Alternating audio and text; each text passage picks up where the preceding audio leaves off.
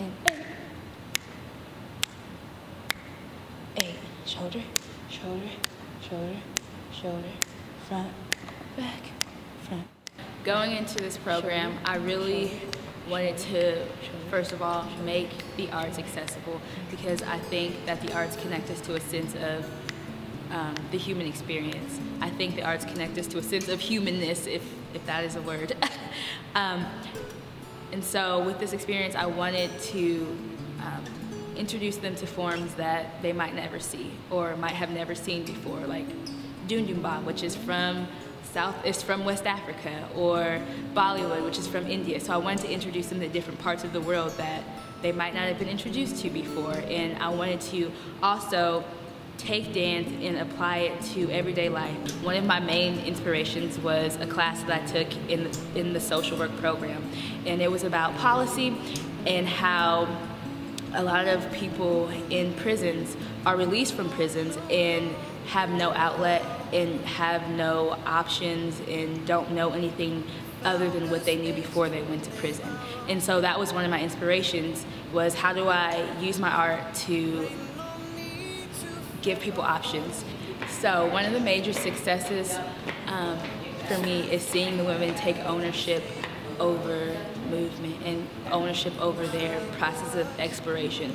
So what I mean by that is, at the beginning of this process, I walked in there and I gave them movement, and people like would turn super red and shy away from doing anything. And now when I walk in there, there's a complete ownership of the material that I'm giving them, and there's a complete ownership of the choices that they're making within the movement. And one thing that I've always emphasized is the freedom to have choice within prescribed movement. So I can give you something, but you can make it your own within whatever I'm giving you. Or I'll give them improvisational scores to play around with. And before, people would like want to leave and pretend like they had to go to the bathroom, or people would just like almost cry. But now I can go in there and give them an improvisational score, and they take ownership of it. And I think that's important, because within a prison system, ownership of yourself is not something that is facilitated. It's actually, you are a number and you are in a prison and you belong to the state.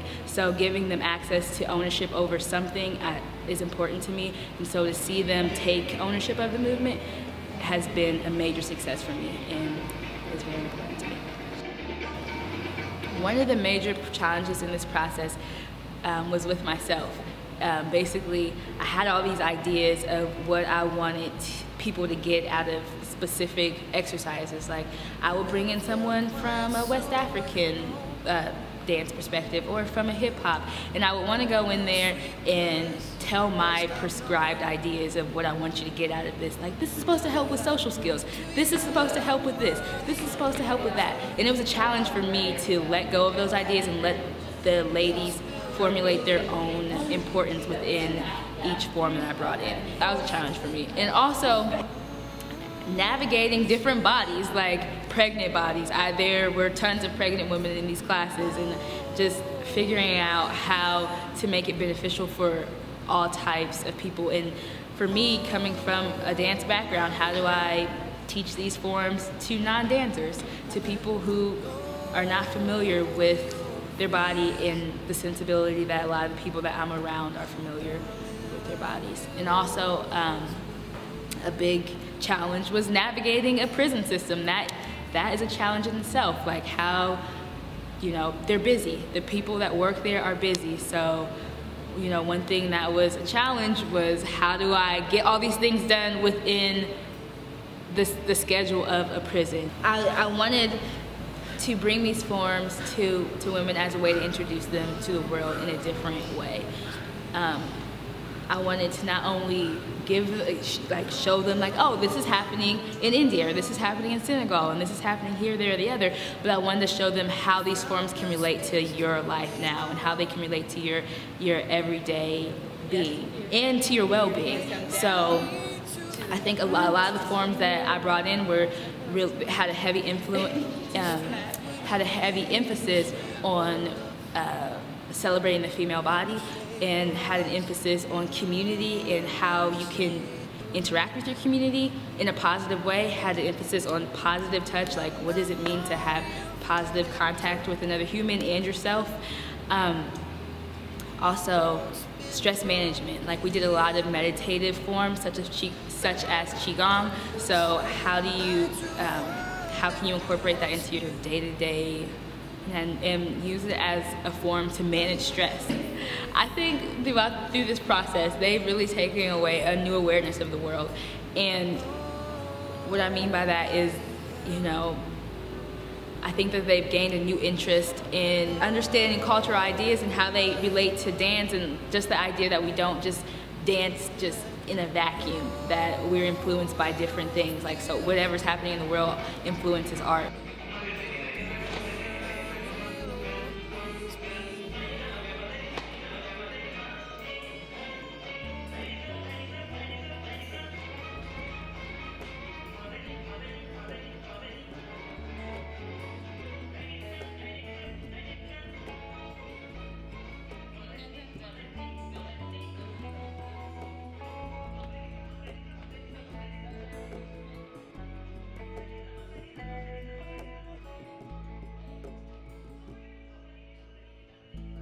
Never felt quite so at home.